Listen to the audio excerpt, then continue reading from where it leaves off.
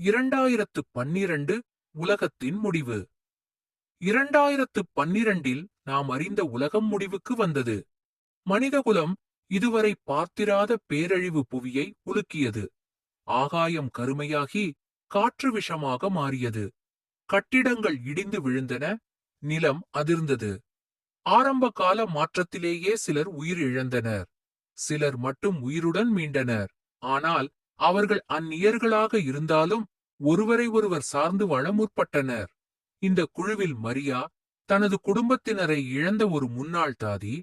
Jack கடின மனப்பான்மையுள்ள முன்னாள் இராணுவ வீரன். மாயா சுற்றுச்சூழல் பாதுகாப்பு குறித்த ஆய்வில் ஈடுபட்டிருந்த ஒரு விஞ்ஞானி.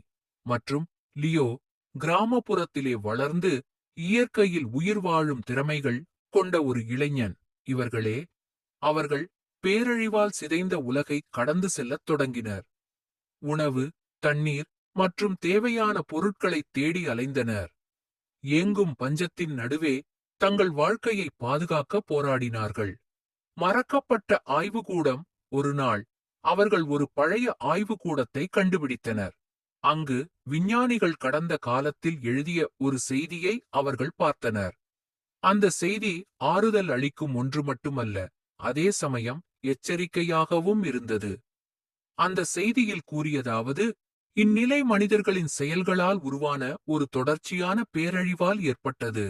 ஆனால் இதை மாற்றி உலகை மீண்டும் பழையபடி மாற்ற ஒரு வழி இருந்தது. மரியா, ஜாக், மாயா மற்றும் லியோ அந்த தகவலால் அதிர்ச்சி அடைந்தனர். அவர்களுக்கு முன்பிருந்த ஒரே பயணம் அந்த விஞ்ஞானிகளை தேடி கண்டுபிடிப்பதுதான்.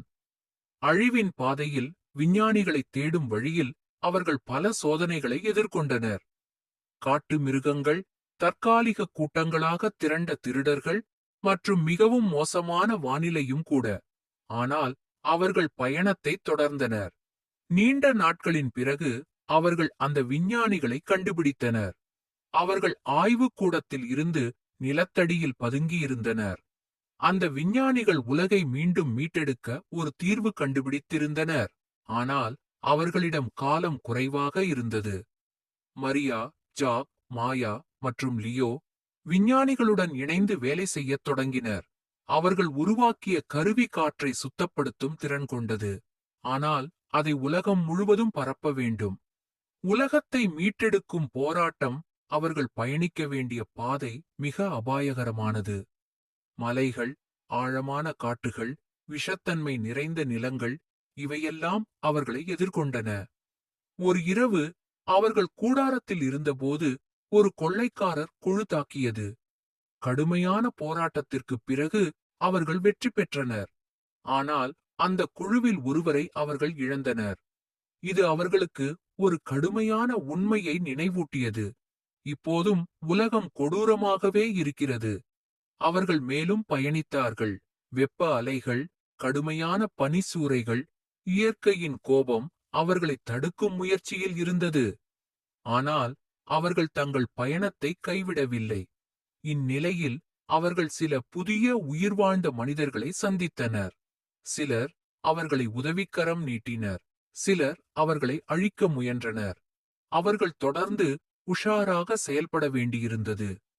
வெற்றியின் ஒளி. பல வருடங்களுக்குப் பிறகு அவர்கள் வெற்றி பெற்றனர். அவர்கள் உருவாக்கிய கருவி உலகத்தை மீண்டும் உயிர்ப்பித்தது. ஆகாயம் மீண்டும் நீலமாகியது. காற்று தூய்மையானது. செடிகள் வளரத் தொடங்கின. விலங்குகள் மீண்டும் திரும்பின.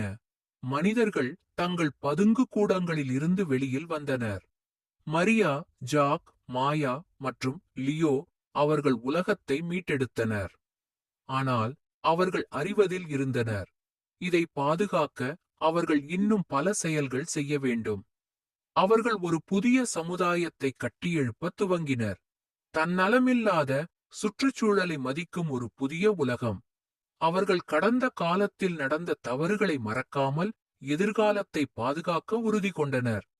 அவர்கள் ஒரு வாக்குறுதி எடுத்தனர். இந்த உலகம் நம்முடையது. இதை நாம் பாதுகாக்க வேண்டும். கடந்த காலத்திலே நாம் செய்த தவறுகளை இனி செய்யக்கூடாது. இது நம் சந்ததியினருக்கு நல்லதொரு உலகமாக இருக்க வேண்டும். இது வெறும் ஒரு கதை இல்லை. இது எச்சரிக்கையும் ஒரு பயணமும் ஒரு உந்து சக்தியுமானது.